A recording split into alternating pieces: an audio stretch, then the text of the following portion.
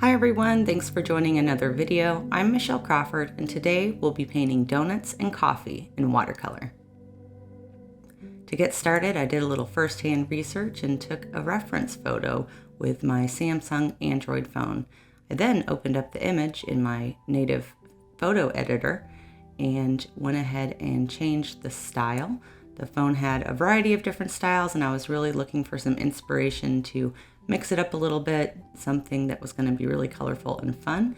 And so this marker filter was really great, and I went ahead and saved the image and then printed a copy of both my original photo as well as the edited image for inspiration.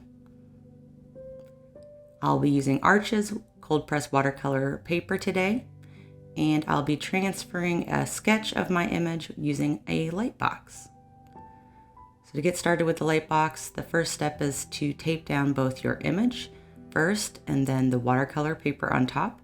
It's really important that neither the image or the watercolor paper move while you're transferring so that you can keep everything nice and lined up. I will be painting this image in real time today, so this will be a longer real-time tutorial. I'll go step by step and you'll see everything that I'm doing. But if you are interested in seeing a more sped up version of this tutorial, I'll be posting a time-lapse version as well, and I'll make sure to link that below.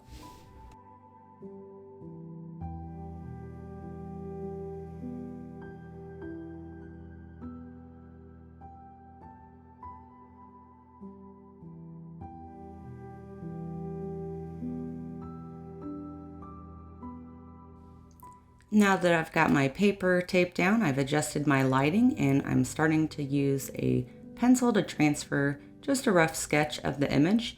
I won't be transferring all the details, just enough to give me all the information I need to move forward with the painting. Now I am going to be trying to create something a lot more like the edited image. So, this cup is actually very detailed. But I've just drawn in some of the darker lines here, and I'll be using masking fluid on both the cup as well as the donuts to create some interesting details, which are actually really simple for any beginner to do. So now that we've got our sketch, I'm actually going to leave my pencil lines pretty dark. I kind of want those to show through in this painting today, and I'll start by taping my paper to a board to keep it flat while we wet the paper.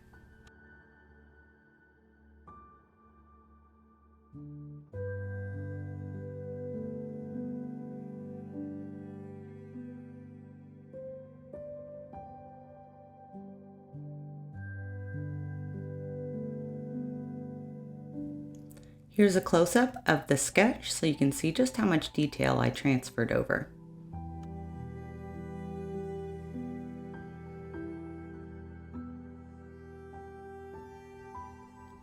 I'll be using some round paintbrushes today from my Craftmo set, as well as my Winsor & Newton Cotman watercolors. I've also got 2 jars of water, a clean jar and a dirty jar, as well as a spray bottle, which I like to use to wet up my palette before I start painting. If we take a look at the reference image, you can see the areas on the cup that are white. I'll be masking those out, as well as the sprinkles, but not all of the sprinkles are white. We'll be adding some additional color later, but I want to be able to see some color underneath them, so that's why I'm going to start with a light wash on both donuts before we mask out the sprinkles. So the first thing I'll do is take some clean water on my brush, and I'm wetting up just the frosting section of the first donut, and just the whole area. Again, this is going to be mostly painted over, and I want this to show beneath the masking fluid once I remove it. Once I have this area nice and well saturated, and it's important that it's evenly wet so the paint will kind of flow to the edge of where you've placed that water, I'm going to start just dropping in some color, and I'm just looking at the reference image to kind of pick up different colors that I see, but you just let them move and blend on the page. This will be a very light wash, but what I'm seeing here is yellows and a little bit of oranges and some pinks, and so Just drop this in and we'll let this dry before we add any of the masking fluid. Be a really interesting effect to see these colors pop through on the areas that are essentially going to be white, but they won't be completely white. There'll be a lot more dimension and texture showing through with this first wash going down.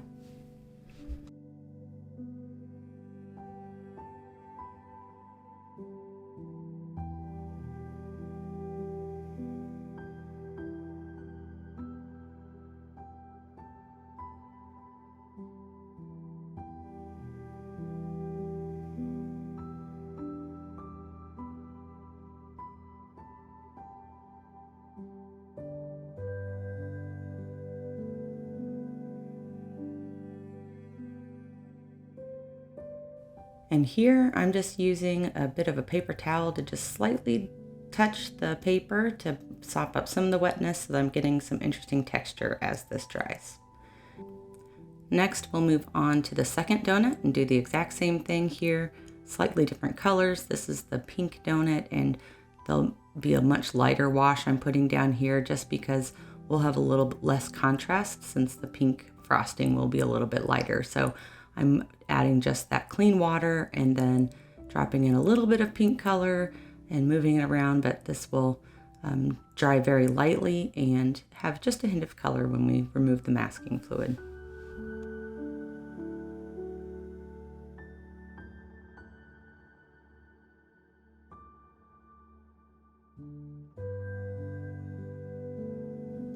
Once I've placed that color down, I'm just using a kind of clean, damp brush to move some of the pigment around. And that's a technique I use quite often.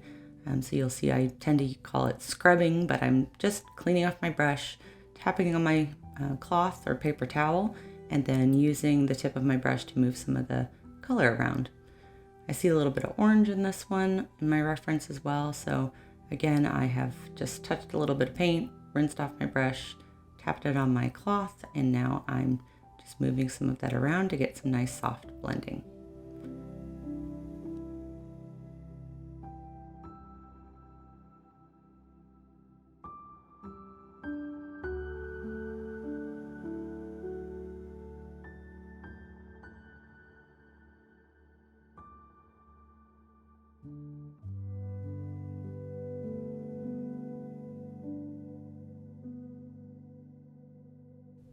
Sometimes I even just like to drop in a little bit of clean water to add, again, a bit of texture so it's not a perfectly smooth wash. I want to get a lot of different layers and textures in this painting so that we'll get some really interesting effects. Now we wait for the paint to dry before we move on to the next step, masking fluid. I like the PBO masking fluid. I've tried a few, and also I've tried many ways to apply it. My favorite really is a ruling pen, and it'll be perfect for what I'm doing today. Of course, you could always use an old paintbrush or a stylus, or lots of different ways to apply your masking fluid. Another reason why I like the ruling pen is because it is adjustable. You can make real thin or real thick lines, and so it's just become my favorite application technique. So I just dip my ruling pen in the masking fluid, test it out on my paper, and I'm just going to go right in here, making a lot of short lines for the sprinkles. You can make them all different lengths and sizes. Just add some variety here. Check out your reference photo if needed, but have a little bit of fun here adding in the sprinkles. And of course, once we put this masking fluid down, we'll want it to dry completely before we paint on top.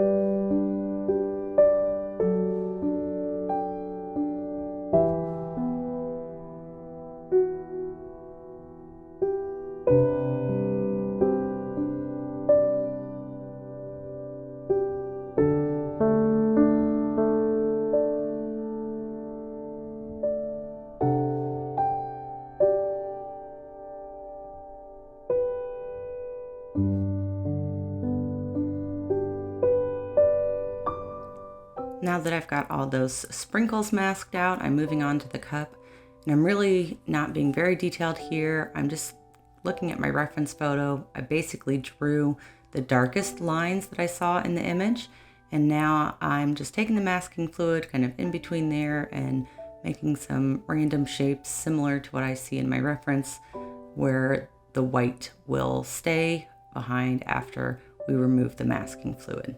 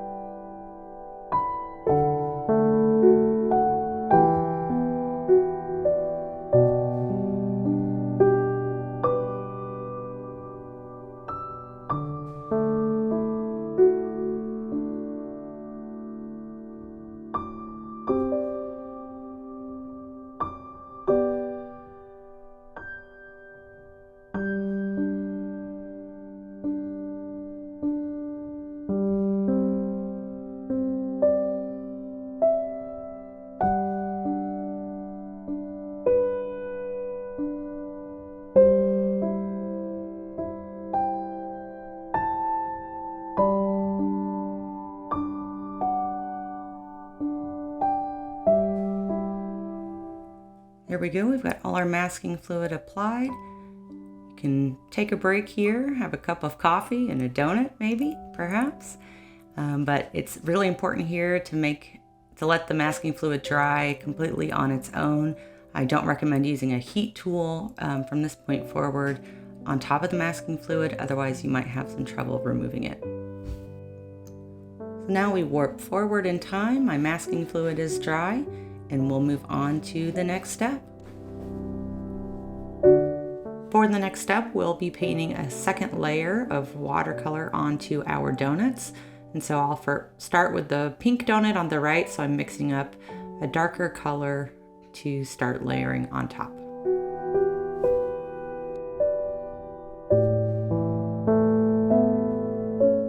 First, I'll wet up the entire donut, at least the frosting area, as I did before, with a very light wash, and then we'll be dropping in some of this lighter color.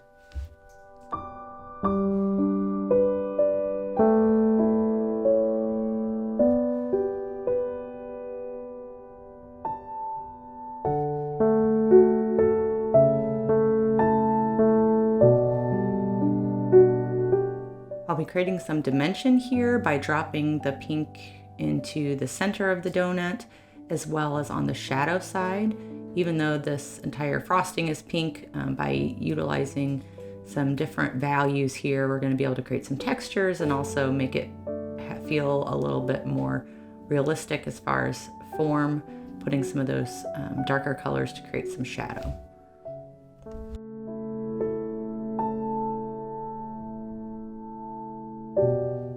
My edited image also has a little bit of orange in it, so I'm just adding a little bit of that and then using my brush to blend that around.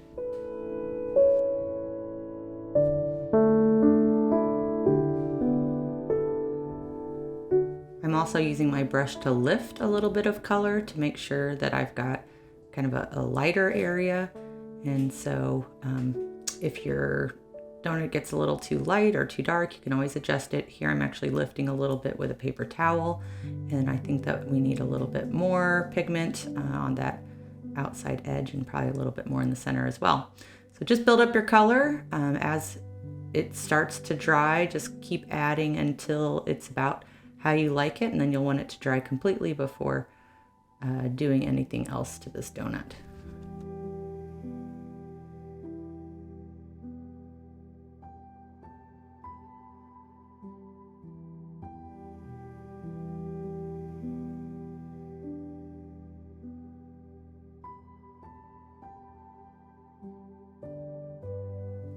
And again, right here, I'm using a damp, clean brush to just kind of do a little bit more blending until it's exactly like I like it.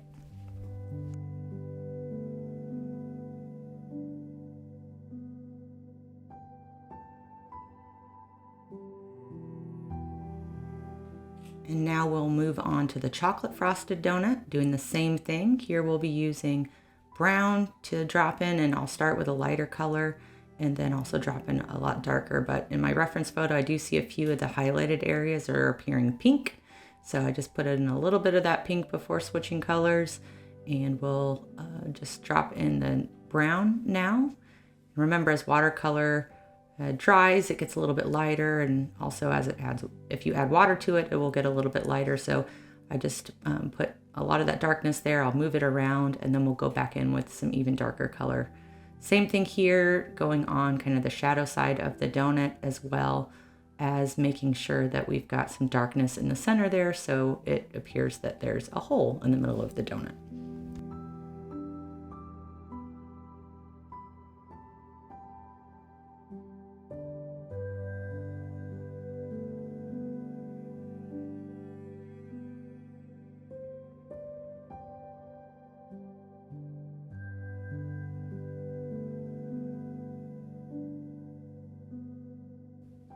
Now that we've got that first wash down, I'm just going back in with a much darker version of my brown and dropping that in along the left edge.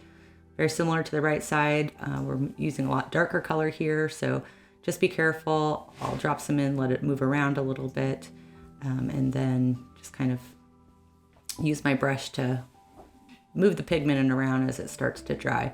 Also make sure to get the center of the donut there so it looks like there's a hole in the middle as well.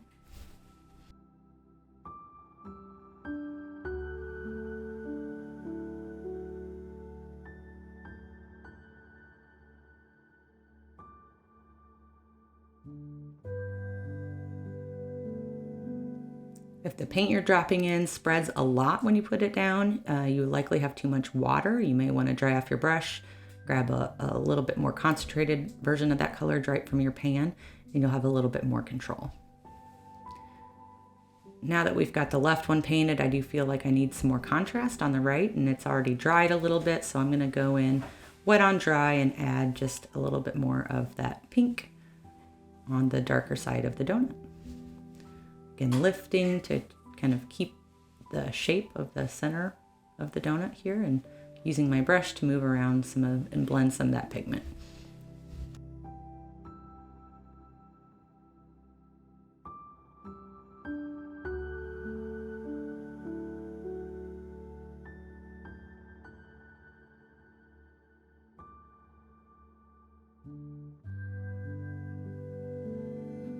As my darker donut starts to dry, I did lose a little bit of my light part, so I'm just lifting that out a little bit, trying to define the center hole there, and hopefully that'll give us a little bit more dimension as that dries.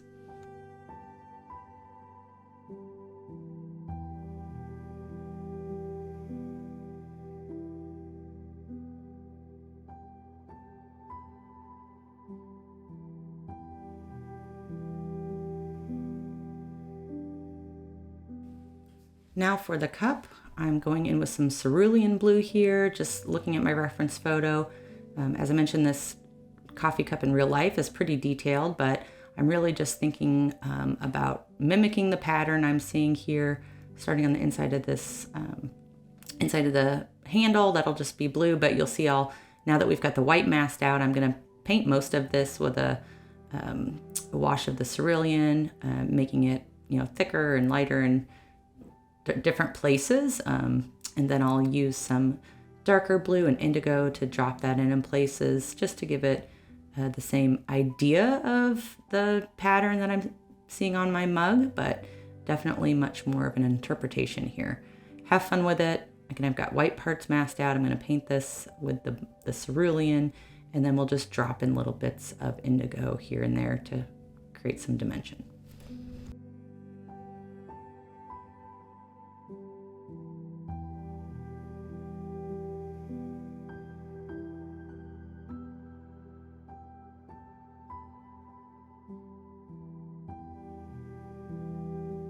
And I'm continuing with the cerulean for these shadows. I don't want the shadow in the background to be very realistic. This will be really colorful and fun. So I'm going to be using blues and reds and pinks to create some of these cast shadows. But we'll be just trying out some different techniques on the background, having a lot of fun with it. I don't want this to be very precise. I want it to feel a little bit more watercolor-esque and maybe a bit messy, lots of like hard edges and as well as soft edges. So really just kind of putting down some color for that background and those shadows, and you'll see I'll build those up as we go. So now that I've got the cerulean down, here comes the indigo. I just dropped a little bit on the underneath side of that handle. It'll start to blend out and create a perfect shadow for us. And I've got a really juicy brush here, a lot of paint, also a lot of water, so that and be able to kind of like drop it in places and let it move around. But again, not being super precise here, just kind of looking at my reference photo, dropping it in places and letting it do its own thing.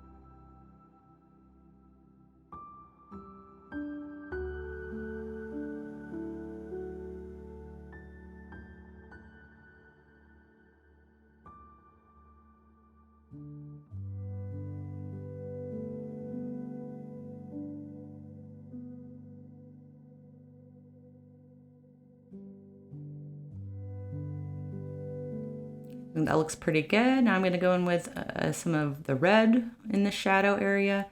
Eventually these two colors will mix together to form some purple hues, but I'm really just kind of doing an underpainting here to try to get the warm and cool areas. But honestly, I'm just looking at my edited reference photo and trying to give it the same feel. So I'll start with some lighter colors or lighter versions of the blue and the pink, and I'll start adding in darker ones as we go.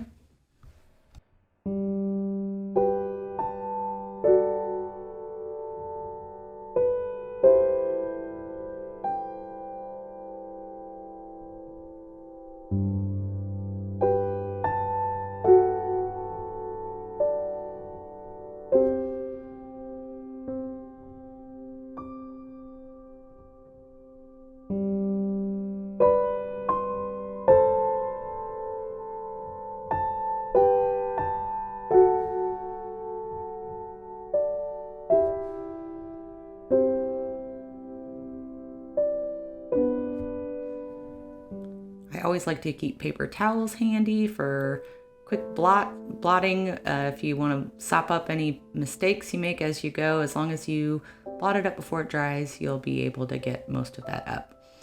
Now that we've got the drop shadow on the plate, I'm also going to put a little shadow in underneath these donuts, and it'll help them feel much more realistic in the end.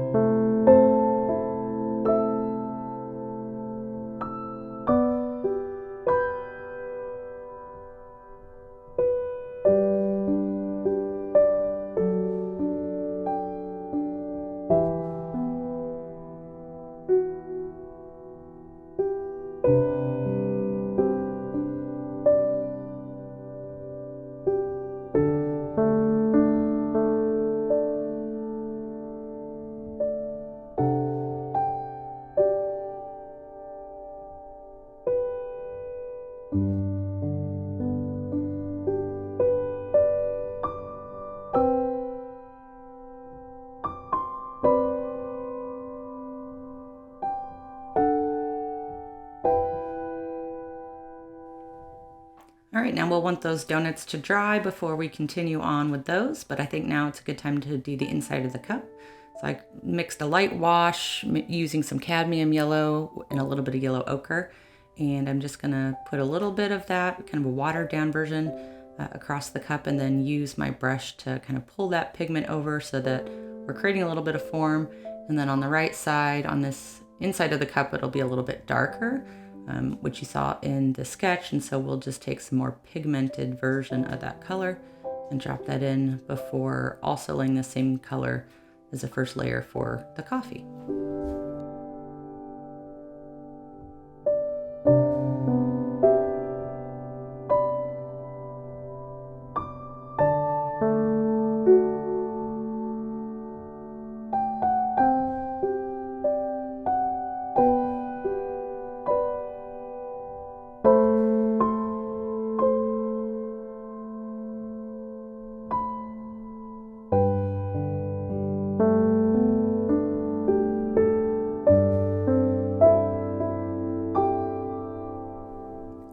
Now I'll move on to the coffee by adding another layer of this color I'd mixed up previously. And I'll be trying to create some texture here by putting down another wash, making sure everything's nice and evenly wet. But then I'll be lifting with my brush and dropping in some additional pigment to just try to create some texture and movement here. You've got cream in the coffee, or maybe it's not all the way stirred, so that you can get some really fun textures just by kind of layering your watercolor, different wetnesses and levels of pigment, and you'll be able to create some really great textures.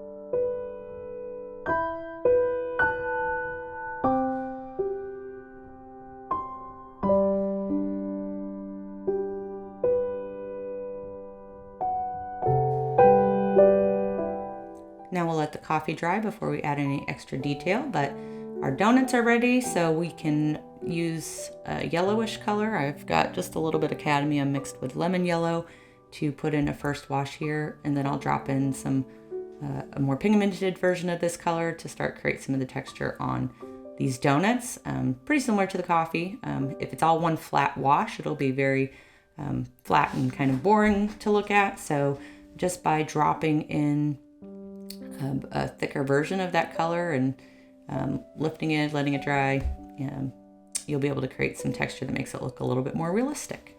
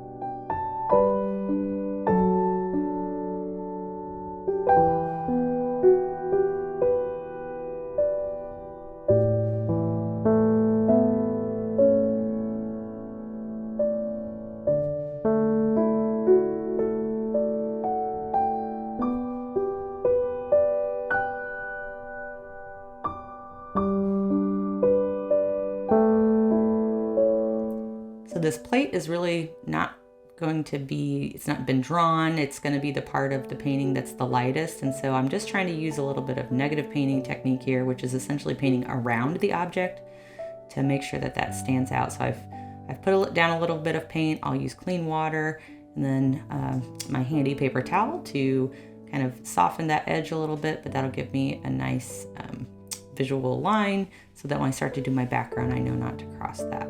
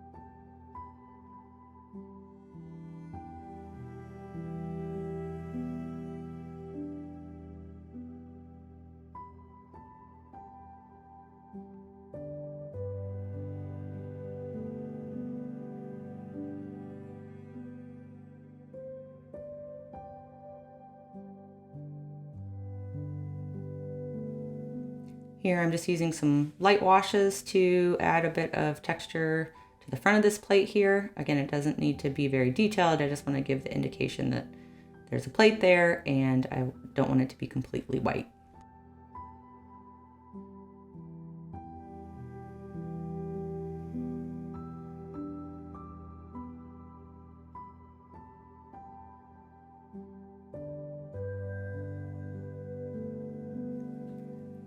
Now I'm just looking back and forth between my painting and my reference photo, enhancing some of the shadows or darker areas.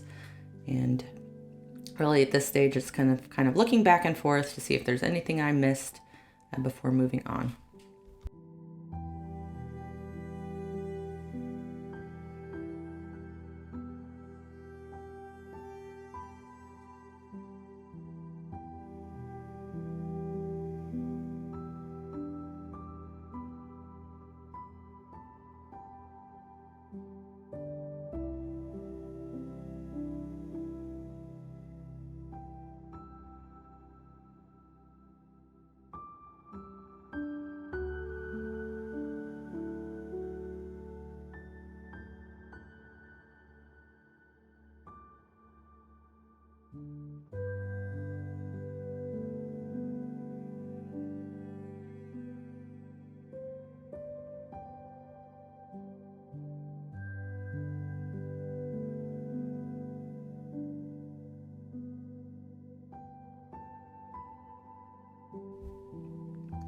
Now I'll start to wet up my background, still using smaller brushes here. I'm gonna wanna get a lot of variety and texture in my background, and there's no real rhyme or reason to this. I'm just gonna be dropping in different colors, moving them around, and trying to get something that's really abstract and textured.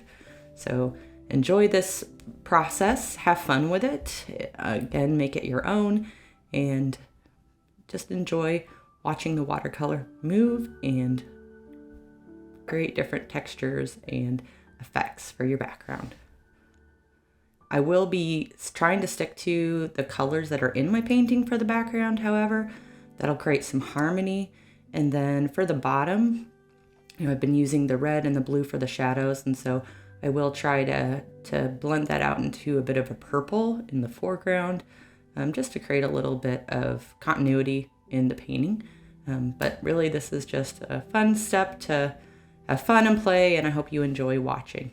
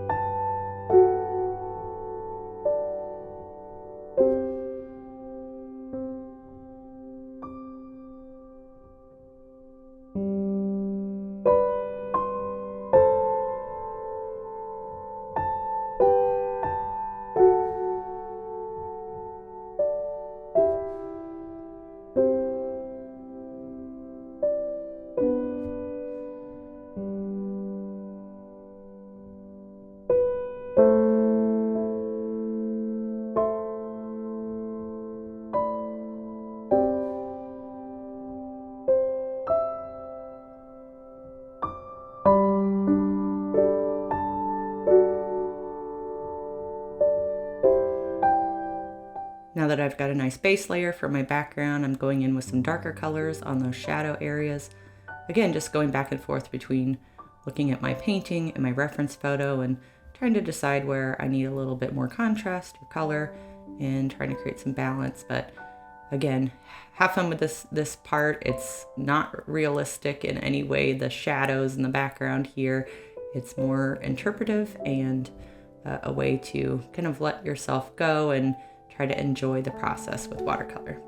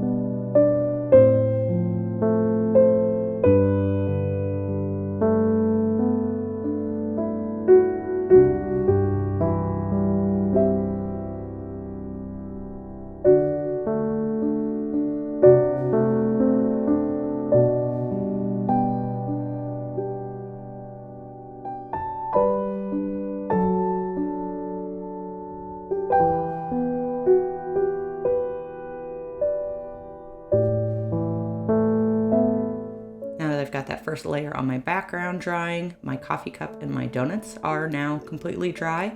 So I'm going to remove the masking fluid. Starting here on the coffee cup, I'm just using my finger to rub the masking fluid off. That's one technique that you can use.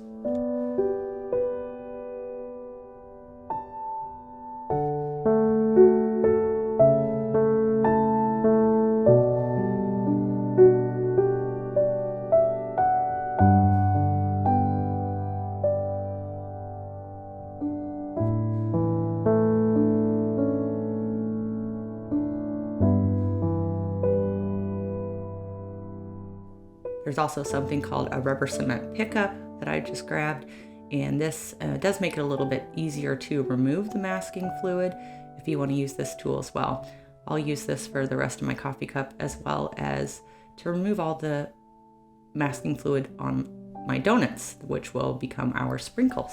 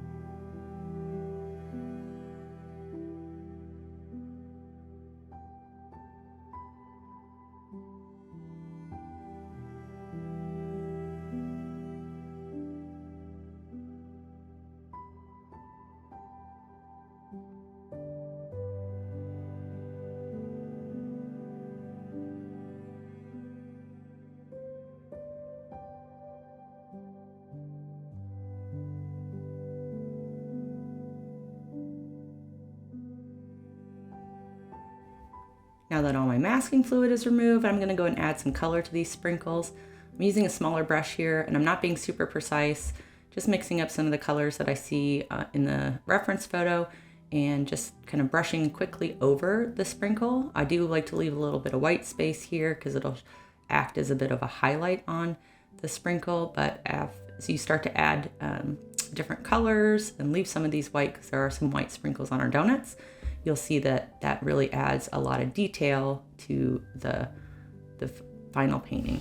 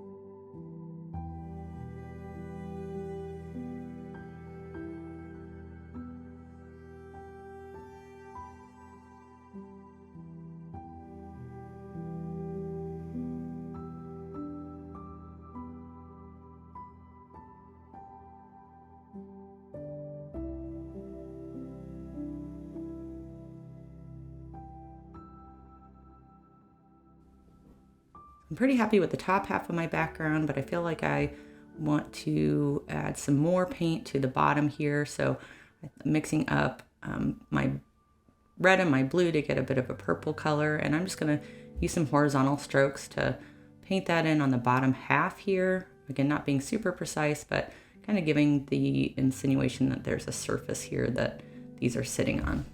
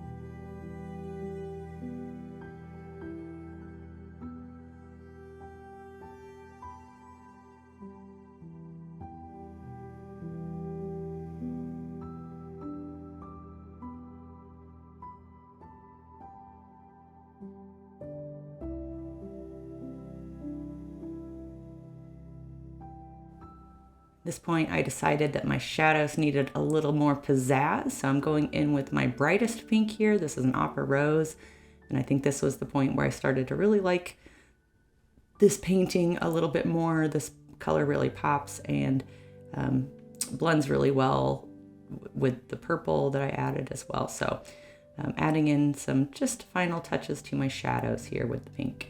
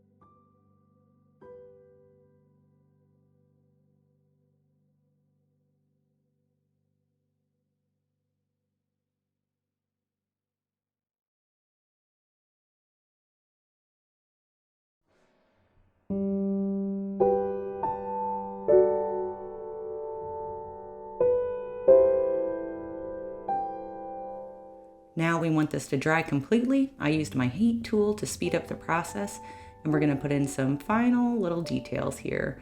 So for my donut on the right, I just grabbed some of the pink that I used for the frosting, and I'm going to go ahead and kind of outline the frosting on this donut.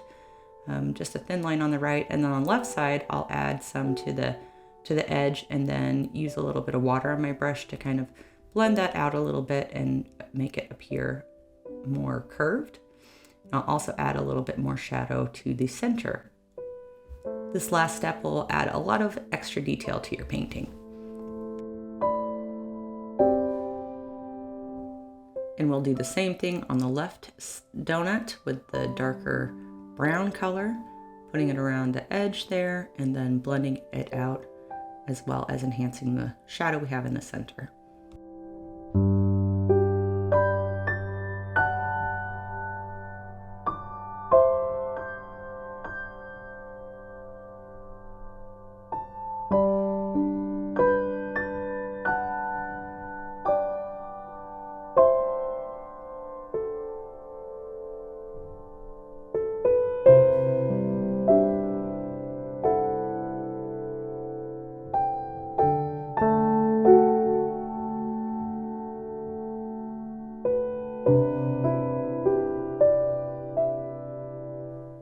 My favorite part of any painting is always pulling off the tape to reveal the final painting.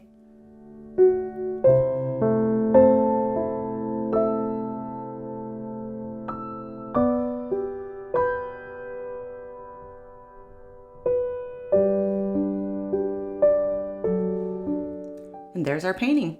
I really hope you enjoyed this video. Don't forget to subscribe to my channel so you can stay tuned for future tutorials, and check out the Watercolor for Real Beginners Facebook group. You can follow along as we pull a new painting prompt out of the Muse jar every week. Happy painting!